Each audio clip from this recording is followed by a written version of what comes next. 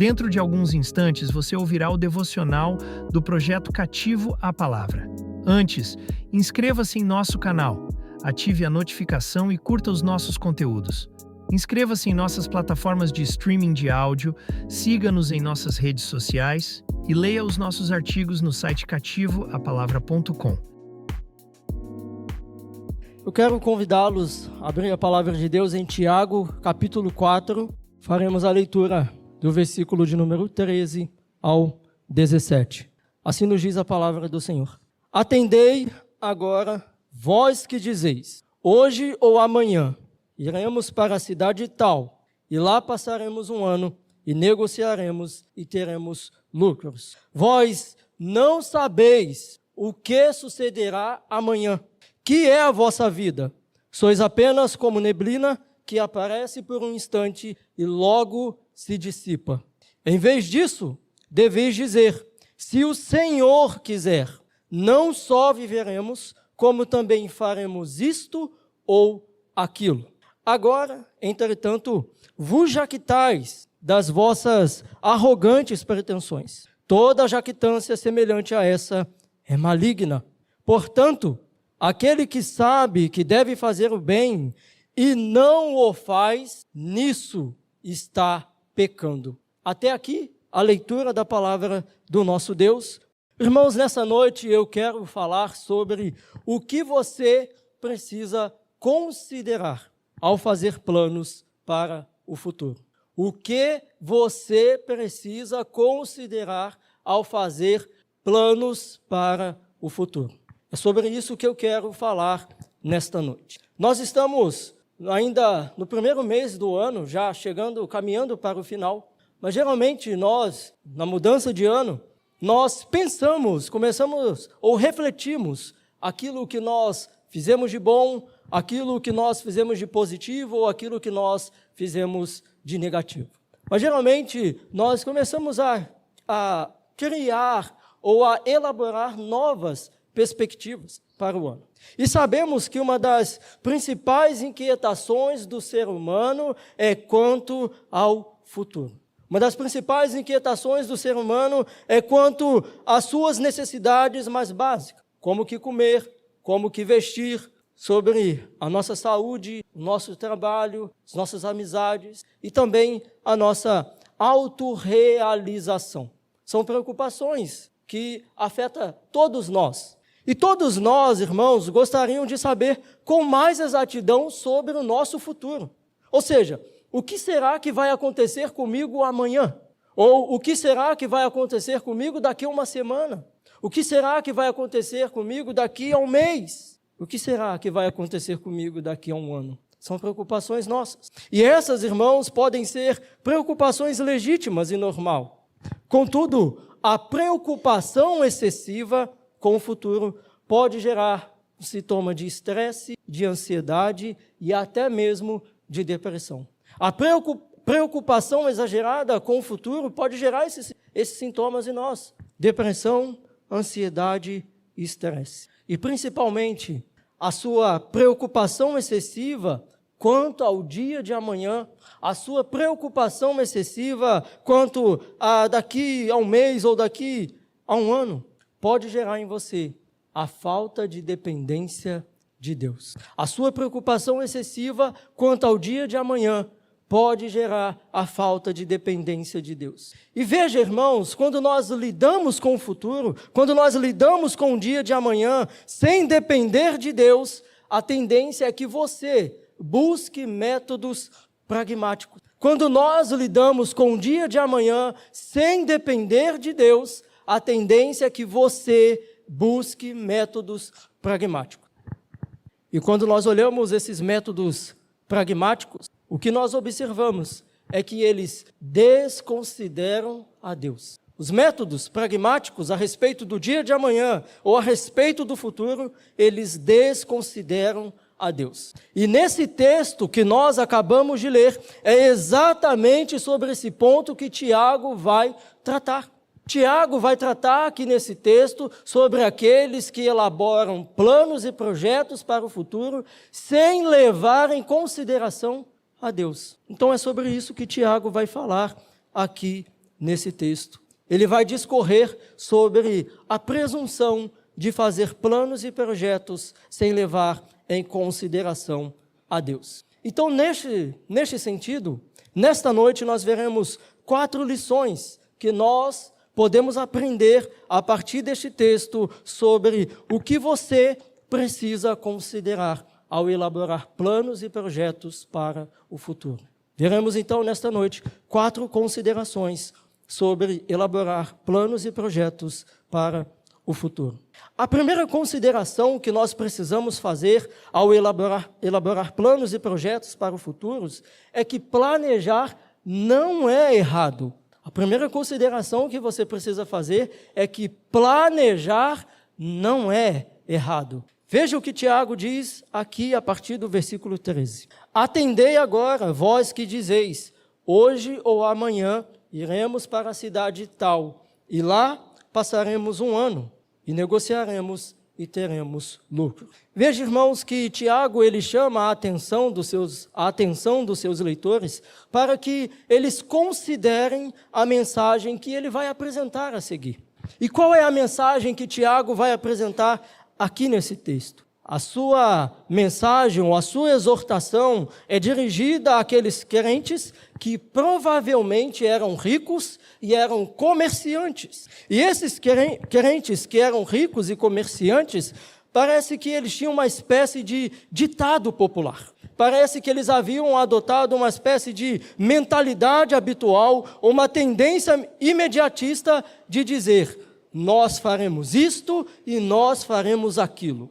Parece que eles adotaram essa tendência imediatista. E veja então que Tiago, ele adverte esses irmãos que confiavam no futuro exclusivamente na força de suas mãos, desconsiderando a Deus. Então ele vai chamar a atenção desses irmãos.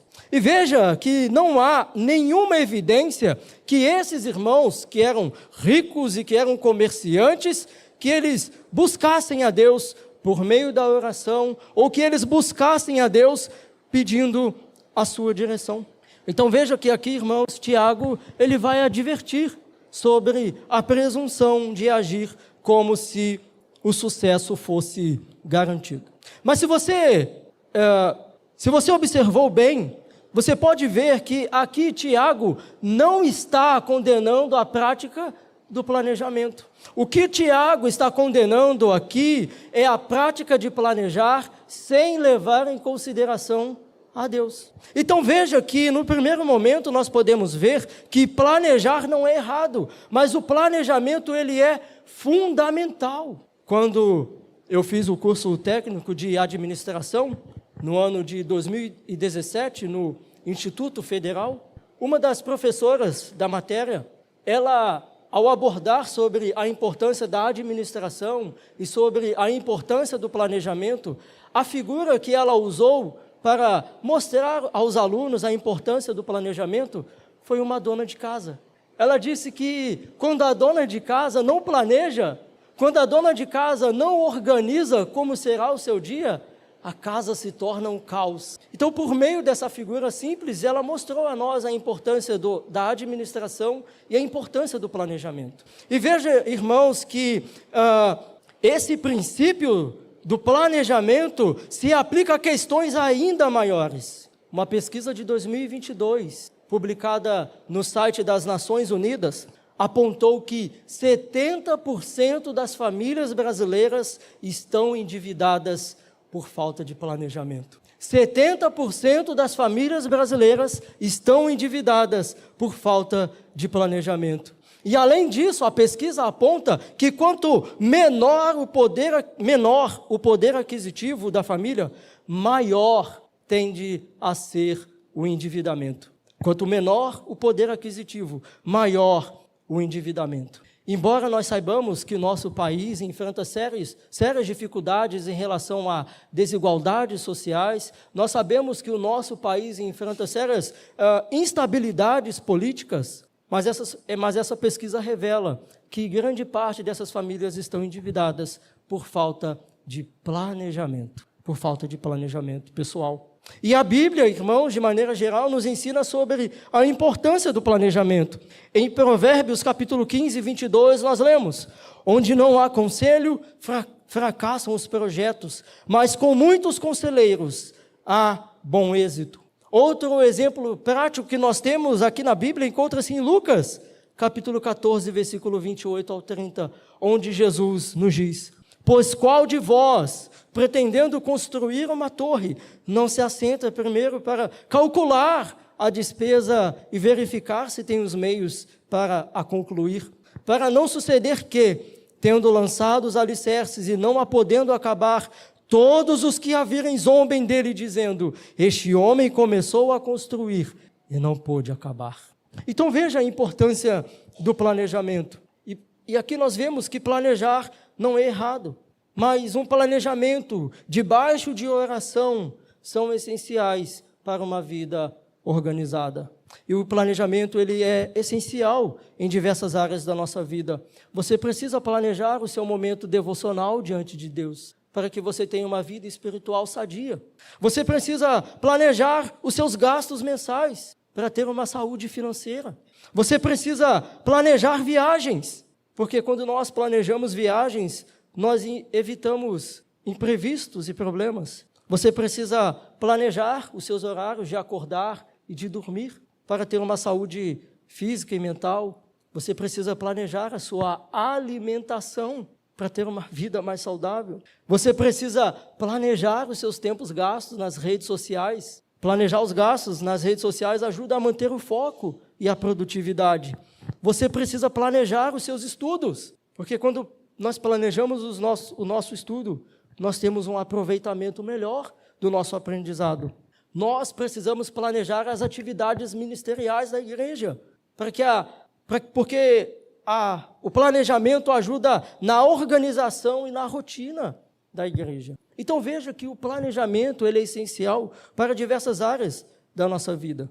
E especialmente a vida do cristão, ela não pode ser vivida de maneira aleatória, como já dizia Zeca Pagodinho: deixa a vida me levar, vida leva eu. A vida do cristão não pode ser vivida assim. Nós conhecemos os puritanos e eles são um ótimo exemplo de vida de oração, de vida de planejamento e uma vida de organização. Os puritanos são conhecidos por serem espirituais, por serem metódicos e por serem disciplinados. Eles tinham uma vida de oração, eles tinham uma vida de planejamento e eles tinham uma vida de organização. E nós podemos afirmar categoricamente que o Deus a qual você serve é um Deus que planeja. O Deus a qual você serve é um Deus que planeja. Deus, ele planejou a criação do universo, ele estabeleceu, ele planejou as leis da física, ele planejou a lei da natureza, Deus planejou o curso da história. Deus é um Deus que planeja. O universo não é um caos que é regido pela aleatoriedade, não. Deus é um Deus que planeja. E eu vou ainda mais além. Deus é um Deus que planejou a sua salvação. Deus planejou a sua salvação. Deus não foi pego de surpresa no pecado de Adão e Eva. Deus não foi pego de surpresa. Deus não é aquele que diz: hoje você está salvo e quem sabe amanhã não. Deus é um Deus que planeja. A sua redenção foi cuidadosamente planejada por Deus antes da fundação do mundo. Em Efésios capítulo 1, versículo 4, lemos: assim como nos escolheu nele, antes da fundação do mundo, para sermos santos e irrepreensíveis perante ele, e em amor nos predestinou para a adoção de filhos, por meio de Jesus Cristo, segundo o beneplácito da sua vontade. Veja, irmãos, que a sua salvação foi cuidadosamente planejada por Deus, e durante o curso da história, ela foi colocada em prática.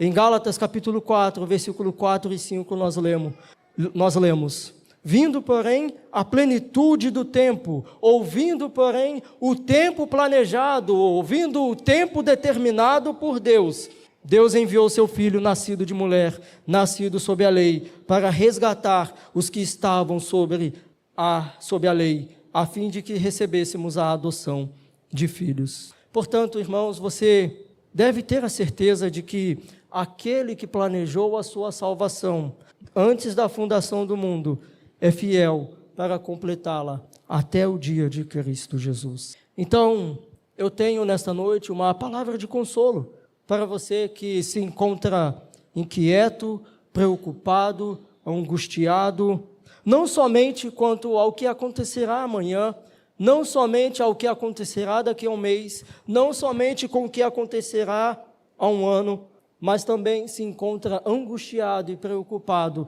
com o que acontecerá após a morte. Eu tenho uma palavra de consolo para você.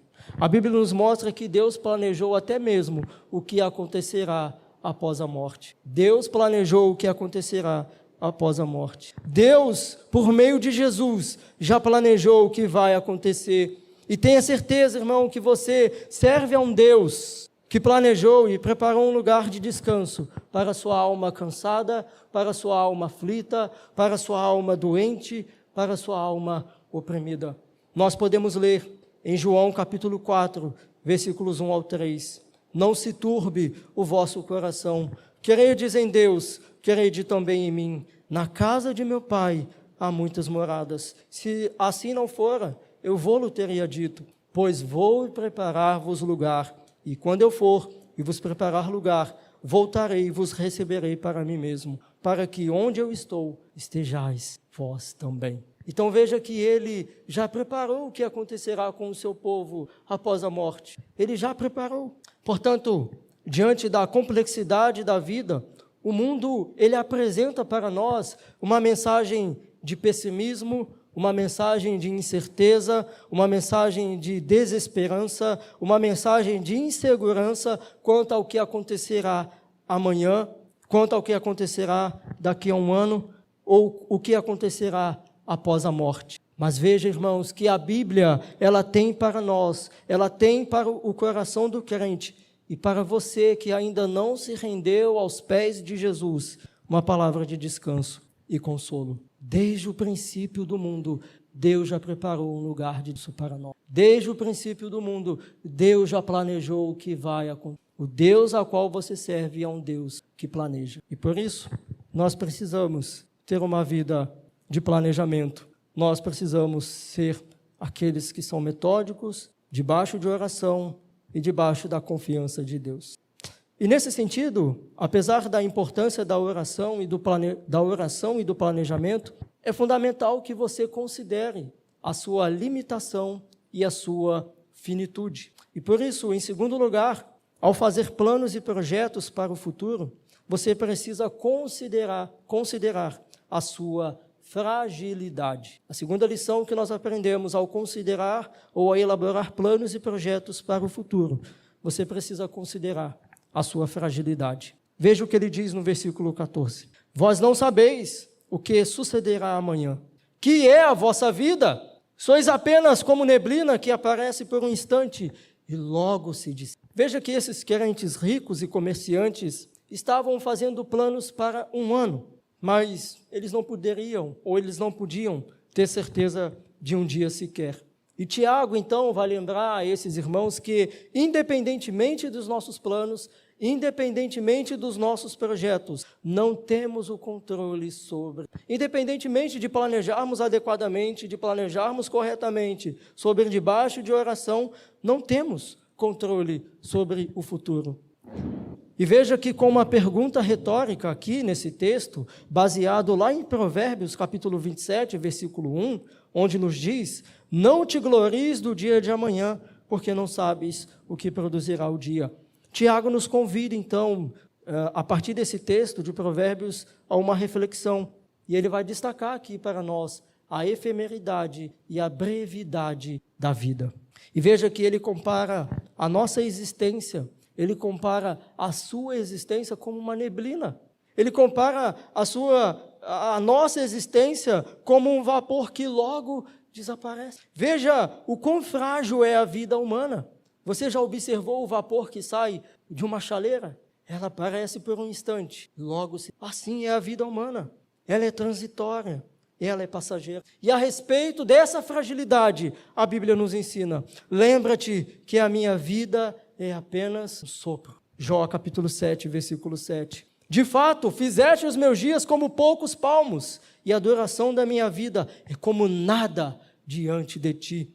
De fato, cada homem, por mais firme que esteja, é apenas um. Salmo 39, versos. O homem é como um sopro, seus dias são como uma sombra que passa. Salmo 144, verso 4. Irmãos, até mesmo os ímpios chegaram a essa verdade.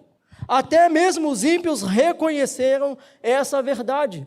O poeta Horácio Flaco, ele chegou a dizer certa vez: pulvis et umbra sumus. Nós somos pó e uma sombra. Pulvis et umbra sumus. Somos pó e somos sombra. Todos nós já ouvimos falar sobre o imperador Marco Aurélio. Até mesmo o imperador Marco Aurélio chegou a refletir sobre a efemeridade da vida.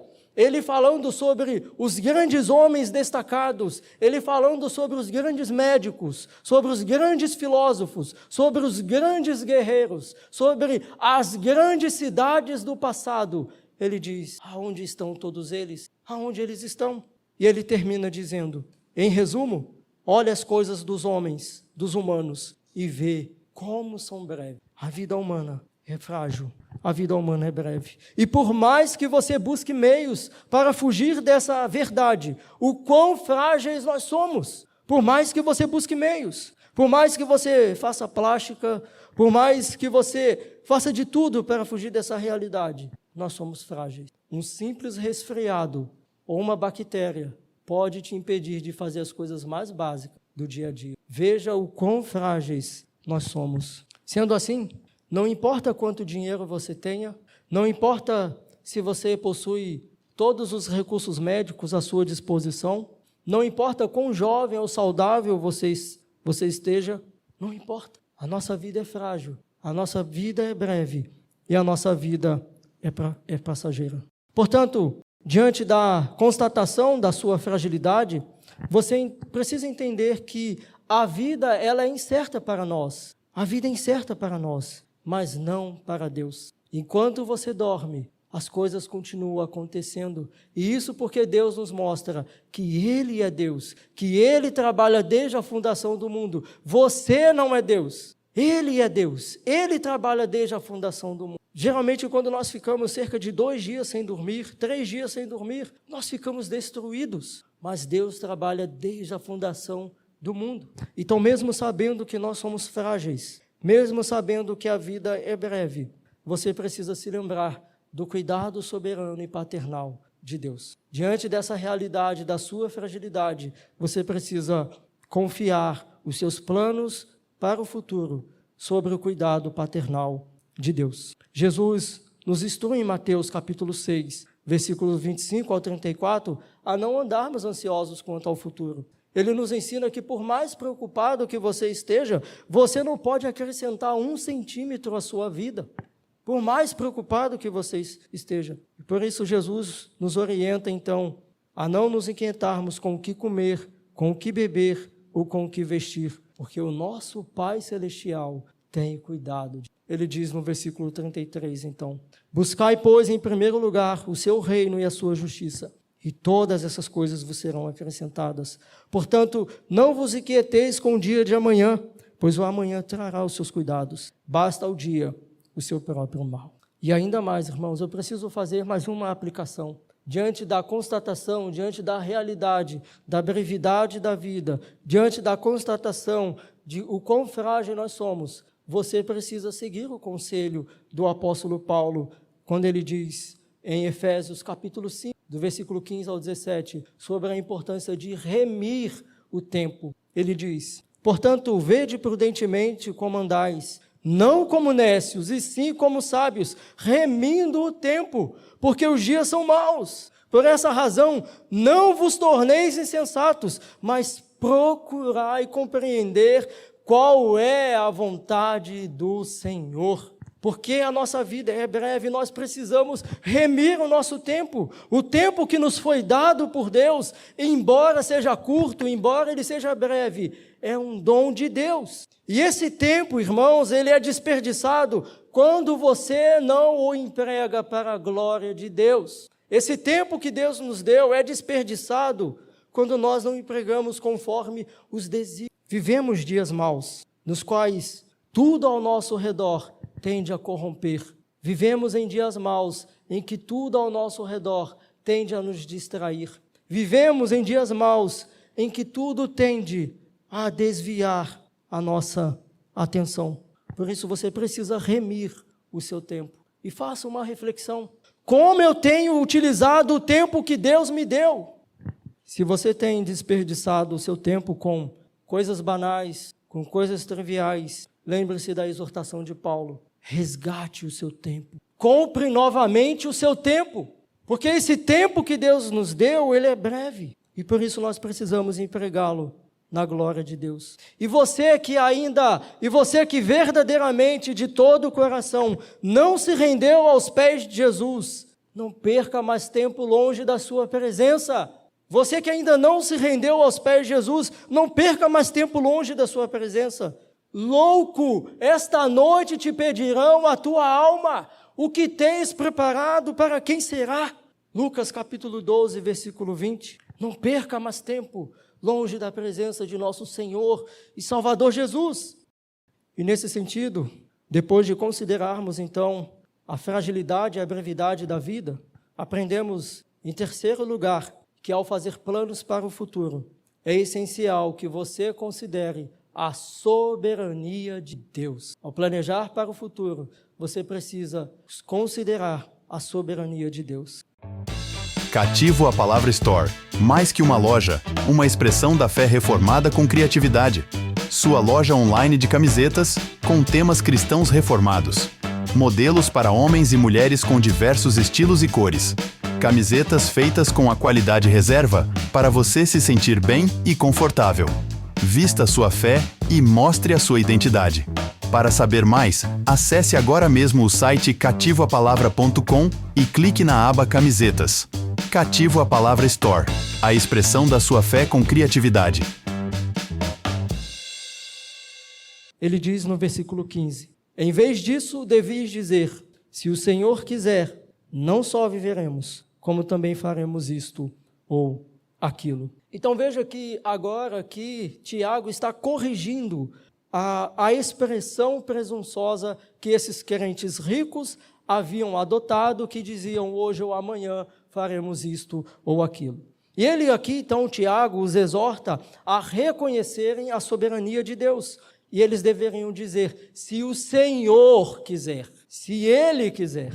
E veja que aqui, irmãos, essa expressão, se o Senhor quiser, aponta para nós uma verdade doutrinária fundamental. E qual verdade doutrinária aqui esse texto nos aponta? Que Deus é o autor, sustentador da vida. Nós aprendemos aqui essa verdade doutrinária fundamental, como Paulo disse em Atos capítulo 17, versículo 28, porque nele vivemos, nos movemos e existimos. Aqui aponta para essa verdade fundamental. Então Tiago destaca que ao considerar ou a elaborar os seus planos e projetos para o futuro, você precisa submeter os seus planos à soberania de Deus, reconhecendo que se Ele permitir, você não apenas estará vivo, mas também realizará o que pretende fazer, se Ele assim permitir. Mas veja, um exemplo claro dessa atitude de submissão, nós podemos encontrar em Atos, capítulo de número 18, durante a segunda viagem missionária do apóstolo Paulo. E após o apóstolo Paulo permanecer na cidade de Corinto por um tempo, os irmãos daquela cidade, ou melhor dizendo, após permanecer esse tempo considerável em Corinto, Paulo se dispõe a passar adiante. Paulo se dispõe a partir para Éfeso, levando consigo Priscila e Áquila. No entanto, nós podemos ver que os irmãos da cidade de Corinto, por algum motivo, gostaram da forma como o apóstolo Paulo ensina. Por algum motivo, os irmãos de Corinto pedem para que Paulo permanecesse com eles um pouco mais de tempo. Mas no versículo 21, nós podemos constatar as seguintes palavras do apóstolo Paulo: se Deus quiser, voltarei para vós outro. Veja que aqui, irmãos, Paulo, ele tem uma atitude ou uma disposição de submeter os seus planos à vontade de Deus. Quem de nós não diria que Paulo deveria permanecer? Todo mundo gostou do apóstolo Paulo, todo mundo se agradou dele. Mas ele diz, se Deus quiser, voltarei para vós outros. Mas infelizmente, irmãos, essa expressão, se Deus quiser, tem se tornado, em muitos casos, apenas um jargão. Se Deus quiser, muitas vezes tem se tornado para nós apenas uma força de expressão. Nós dizemos, se Deus quiser, para tudo quanto é lado. Mas muitas vezes nós a usamos de forma superficial, sem realmente desejar que a vontade de Deus prevaleça. Geralmente, quando nós dizemos, se Deus quiser, o que nós queremos é que Deus realize o que nós queremos. Nós não queremos nos submeter à vontade de Deus. Quando nós dizemos, se Deus quiser, nós queremos que Deus concorde com os nossos planos, mas nós não queremos nos submeter à vontade soberana de Deus. E essa atitude pode revelar um coração que ainda verdadeiramente não está solidificado na soberania de Deus. Não está solidificado na soberania de Deus. Mas o livro de Provérbios nos diz, o coração do homem, Provérbios capítulo 16, versículo 9, o coração do homem traça o seu caminho, mas o Senhor lhe dirige os passos. E Jesus também nos ensina na oração do Pai Nosso a submeter os nossos planos, os nossos desejos à vontade de Deus. Ele nos ensina, venha o teu reino, faça-se a tua vontade, assim na terra como no... Mateus capítulo 6, versículo 10. Portanto, se você não se regozijar na vontade de Deus, ou melhor dizendo, se você se regozijar na vontade soberana de Deus, você terá o privilégio de desfrutar da profunda comunhão com Jesus. Jesus, ele diz em Marcos 3, capítulo 35, portanto, qualquer que fizer a vontade de Deus, esse é meu irmão, irmã e mãe. Se você se submeter à vontade de Deus, você terá o privilégio de ter as suas orações respondidas. Isso nós podemos ver em 1 João, capítulo 5, versículo 14 e 15. Esta é a confiança que temos para com Ele, que se pedirmos alguma coisa segundo a sua vontade, Ele nos ouve. E se sabemos que Ele nos ouve quanto ao que lhe pedimos, estamos certos de que obtemos os pedidos que lhe temos feito. Portanto, qual deve ser a sua atitude em relação à vontade soberana de Deus? Qual deve ser a sua atitude? A sua atitude deve ser de ignorá-la? A sua atitude deve ser de conhecê-la? A sua atitude deve ser de obedecê-la? Ou a sua atitude deve ser de desobedecê-la? Mas antes que você responda, saiba que Deus deseja que você transborde da sua vontade. Colossenses capítulo 1, versículo 9. Antes de você responder, saiba que Deus deseja que você compreenda a sua vontade. Efésios capítulo 5, versículo 17. Antes que você responda, saiba que Deus deseja que você experimente a sua vontade. Romanos capítulo 12, versículo 12. Portanto, irmãos, lembre-se que a sua vida e seus projetos estão nas mãos do Senhor. Confie na vontade soberana de Deus. Confie que Ele tem o melhor caminho para você. Saiba que você não tem o controle sobre o futuro, mas o Deus a quem você serve é um Deus soberano. Não perde o controle sobre todas as coisas. Dependa sempre da vontade de Deus.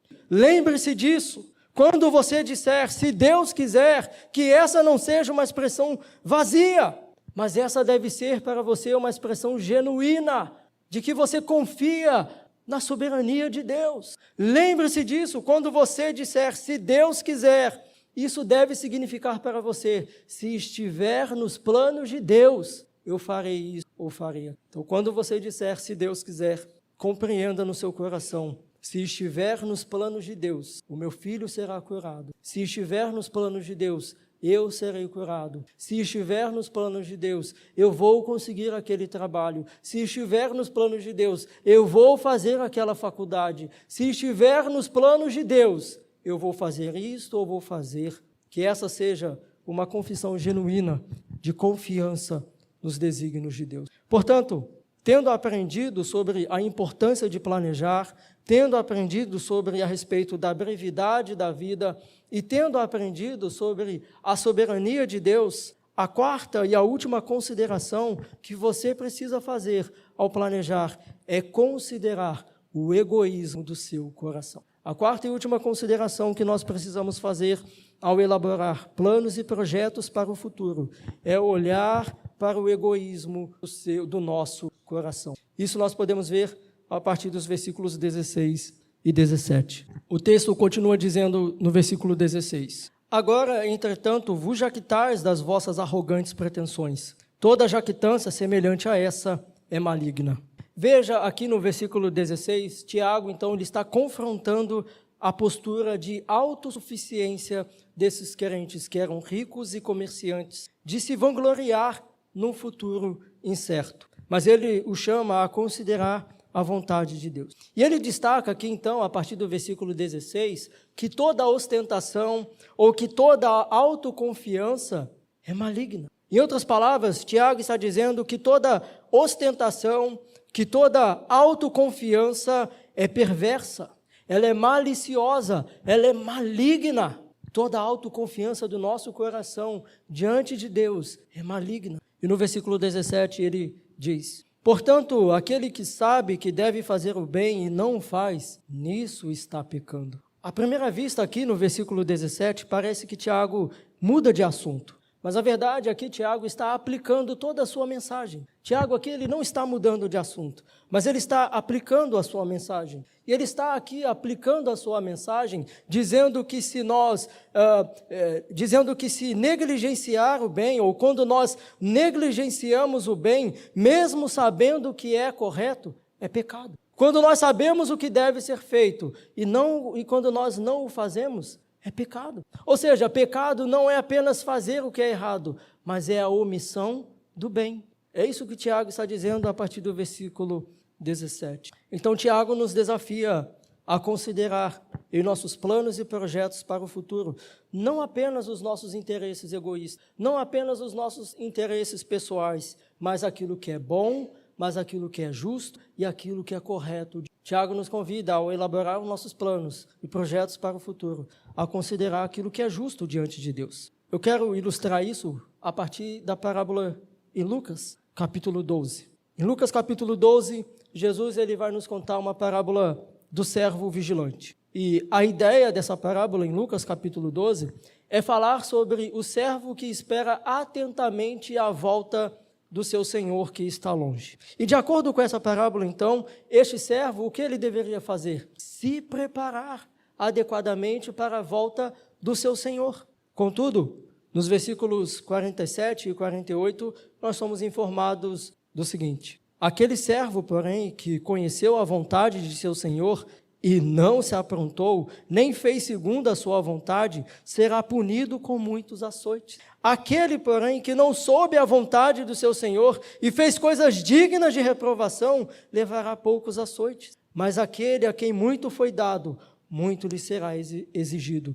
E aquele a quem muito se confia, muito mais lhe pedirão. Irmãos, nós não sabemos qual será o momento exato em que Jesus voltará para julgar o mundo. E por essa razão, o tempo que nós temos não pode ser desperdiçado com o pecado. O tempo que nós temos não pode ser desperdiçado com aquilo que é fútil. Não pode ser desperdiçado com os nossos desejos egoístas. Nós não podemos desperdiçar o nosso tempo com aquilo que é do maligno. Mas por que, irmãos? Pessoas que conhecem a vontade de Deus. Por que será que pessoas que sabem o que Deus deseja lhe desobedecem deliberadamente?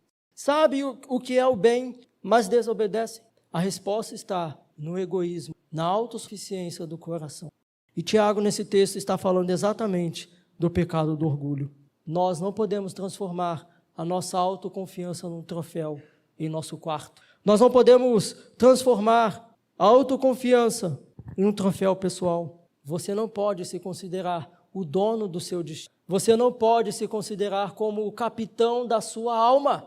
Talvez você tenha medo de que a vontade de Deus poderá mudar todos os seus planos e projetos. Talvez você tenha medo de que Deus diga não. E por isso nós desobedecemos muitas vezes a Deus. Mas a infelicidade, irmãos, ela está no lugar onde o homem está fora da vontade de Deus. A infelicidade não está em obedecer à voz de Deus, mesmo que nos custe tudo.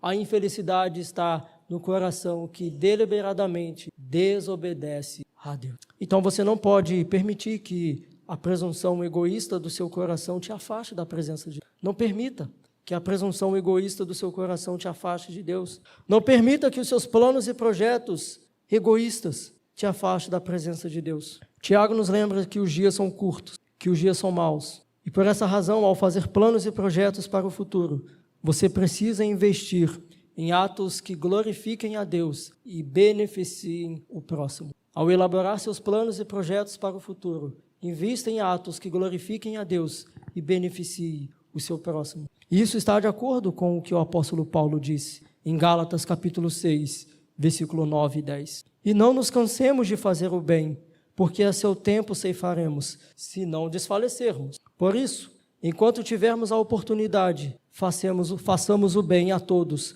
mas principalmente aos da família da fé.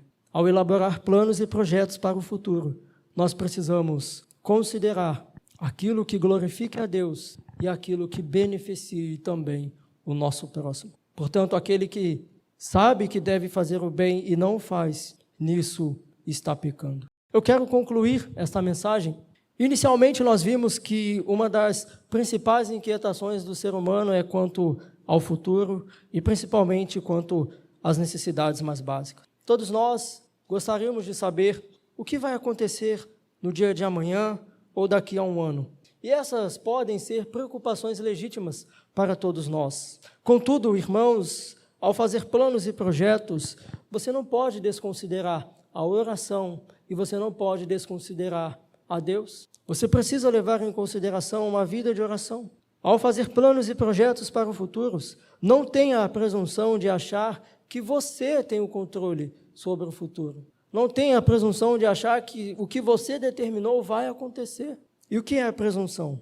Presunção é você viver uma vida como se não dependesse de Deus. Isso é presunção. E por isso, nesta noite, eu quero incentivá-lo a fazer planos e projetos por meio da oração. Tenha planos, tenha projetos. Até porque uma pessoa que carece de planos e de projetos, geralmente são pessoas sem perspectiva. Mas você precisa fazer planos e projetos. Estabeleça metas quanto ao seu crescimento espiritual diante de Deus. Estabeleça metas quanto à sua vida familiar. Estabeleça metas quanto à sua vida financeira. Estabeleça metas quanto à sua vida profissional. No entanto, ao planejar, você precisa considerar a sua fragilidade. A vida desse lado da eternidade, ela é breve. A vida desse lado da eternidade, ela é passageira. Contudo, tenha em mente que a vida do outro lado da eternidade, ela jamais terá fim. Ou seja, você pode fazer planos e projetos e não dar certo.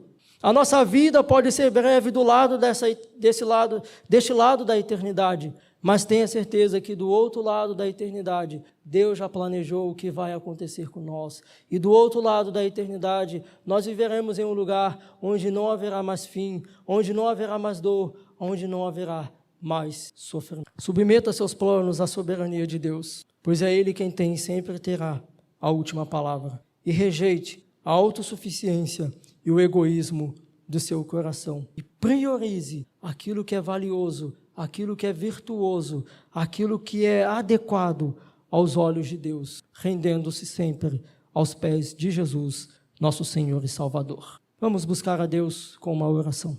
Bendito Deus e eterno Pai, diante do Senhor, mais uma vez nós nos colocamos. E vimos nessa noite a respeito da necessidade, da importância de planejarmos. É importante que nós tenhamos uma vida de planejamento, mas é importante também que nós consideremos a nossa fragilidade. Nós somos frágeis. Nós somos passageiros. E é importante também, ó Deus, que nós consideremos ao planejar para o futuro a soberania do Senhor, sabendo que o Senhor é quem tem o controle sobre todas as coisas. E que nós, ó Deus, ao elaborar planos e projetos para o futuro, consideremos o egoísmo do nosso coração.